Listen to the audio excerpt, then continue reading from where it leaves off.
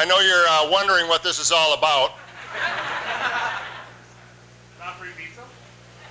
I think it looks kind of good in St. Paul. What do you think?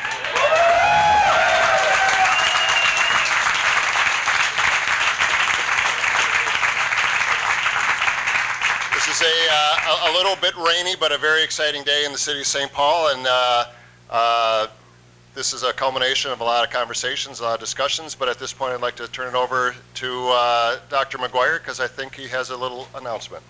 Well, we appreciate everybody showing up to help the Dark Clouds get fired up for tomorrow night's game. So, big game. Thank you all for being here, and I am here and very pleased on behalf of the ownership group and the fans of Minnesota United to announce that we have decided and concluded all we need to be moving ahead on this beautiful site out the window in the Midway of St. Paul to construct a new 19,000 or so seat, what we believe to be an iconic soccer stadium for the Major League Soccer of the future.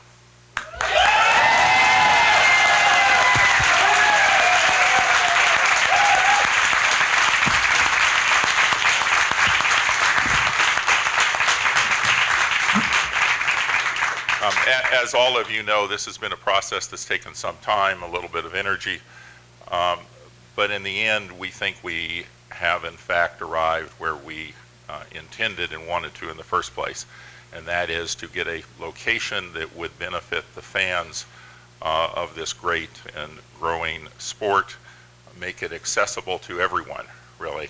And here at the heart of the Twin Cities, and working together with the city of St. Paul and a lot of other people, we are quite excited that we have in fact accomplished that on this super block, and I think you'll hear more about that as well. And the idea of being able to also at the same time participate not only in a great architectural site and stadium, but a further enhancement to a community to help it, it's already progressive course, be even better in the future. So we're really all excited about that and look forward to working together and shooting for this being completed in early 2018. Thank you.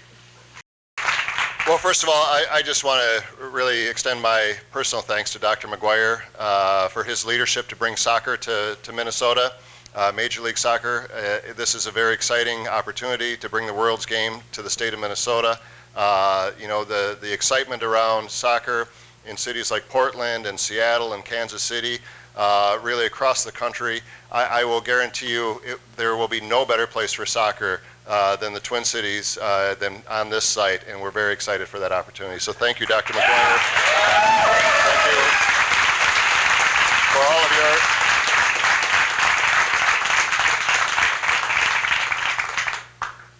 for all of your fellow owners and all the folks that believe in soccer, the fans behind me, the fans in front of me, the men and women that will build this facility, the people, the community that has embraced the idea of bringing soccer to the Midway site.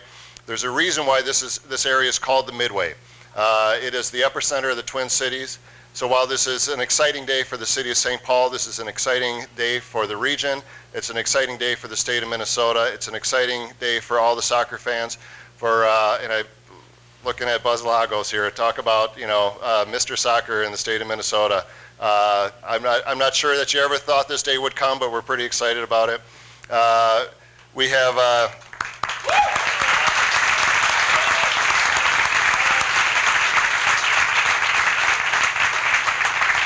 I want to thank Commissioner Garber and his team. They took an opportunity to look at the site to understand why this site makes sense for Major League Soccer. We showed him how it relates to not only downtown St. Paul, but downtown Minneapolis and the University of Minnesota and all the colleges and universities in this area.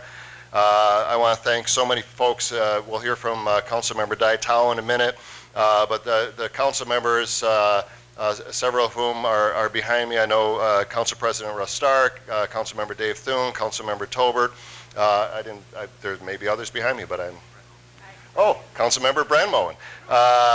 Thank you so much for your leadership and your willingness to step up to the plate. Also, our legislative delegation. You're here from Representative Moran, whose district we're in just a minute. She has been absolutely steadfast in her support of this concept, understands how this project can really reinvigorate the Midway shopping area here, how it can take advantage, and I think this is a critical piece, how this site takes advantage of the infrastructure that we have put in place in the Green Line and the soon-to-be completed bus rapid transit line on Snelling Avenue, that this really becomes an absolutely ideal location for soccer in this region. Congresswoman McCullum, who has, again, a person who just stepped up and she said, are there any issues on the Federal Transit Administration that need to be addressed? Let me know how I can be helpful on that. Governor Dayton, who has expressed absolute support for this project and excitement. Matt Kramer in the Chamber of Commerce, really just incredible leadership. I see Chris Hilger from Securian, Doug Baker from Ecolab, Richard Davis from U.S. Bank, all stepped up and advocated on behalf of getting this project done on the Midway site. And of course my staff, too many to mention all of them by name, but my Deputy Mayor Kristen Beckman, my Finance Director Todd Hurley, so many of my department directors, Ricardo Cervantes, who actually came in and explained how crazy soccer is to my staff, and they said, "No, you don't get what these fans are like. You don't understand soccer culture and what we're about to bring to this area." So it's very exciting, folks. This is soccer is the world's game. It belongs in the state of Minnesota.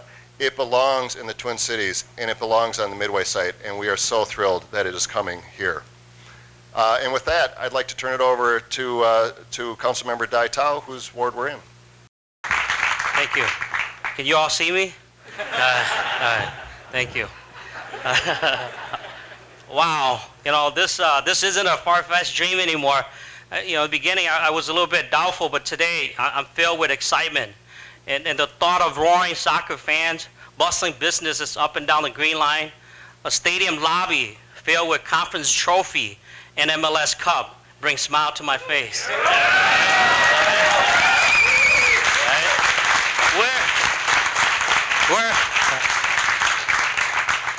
We're in this to win it, not to play around. And because of this, I think I'm going to get back into shape and start an old man soccer league so I could play in the stadium. I want to thank Mayor Chris Coleman for your hard work and persistence. I'm so glad that you didn't give up. I also want to thank Mr. McGuire and the MLS for partnering with the city of St. Paul. Just like the Saint in Minnesota, wow, I know that you'll like it here. I also want to thank Ramsey County Commissioners for their support. Thank you to my fellow council members, my fellow St. Paul Port Authority Commissioners, and our Council President Ross Stark for their continued support. I also want to give a big thank to Councilmember Chris Tolber, who's been involved in helping me from the beginning of this. I really appreciate your inclusiveness and your clarity on this opportunity. So, I grew up playing soccer in the refugee camps, and I played all the way through high school. And so this is such an honor for me to play a role in this development. And I also want to thank the people of Ward 1 for allowing me to serve you. To have an MLS stadium built right here in the Midway in Ward 1 in St. Paul for soccer fans all over the state to support, it's a testament that we are truly living an incredible time and have an incredible opportunity to improve the quality of life in this area. In the game of soccer, the margin for error is a few inches, or a split second could determine if you're a winner or loser. When the clock strikes 0, we could never replay that championship game again. With that said, it is exciting to see soccer development through the lens of economic catalysts, but it's also strategic to use this as a catalyst to bring different communities and culture across the state to come together and to build each other's dream in this area. I know that we all know that data has shown that there's a huge economic gap in St. Paul. Many of the people in the statistic are from Ward 1. The people of Ward 1, the people of St. Paul are hardworking and creative. They are unions workers who want to retain their jobs after the development. They are determined people who want good paying jobs and opportunity to build a stable life. Now, I also understand that there are some folks that are against building a tax-exempt stadium on a plot of land that's always been tax-exempt. To you, I want to let you know that I hear your concern, and I appreciate your thoughtful pushback. We may not always agree with each other, but we can always agree that our quality of life depends on the quality of life of our neighbors.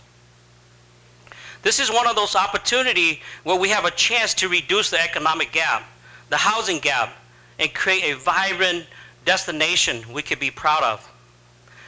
It might be easy to forget because of all the excitement, but there's still a lot of work ahead of us.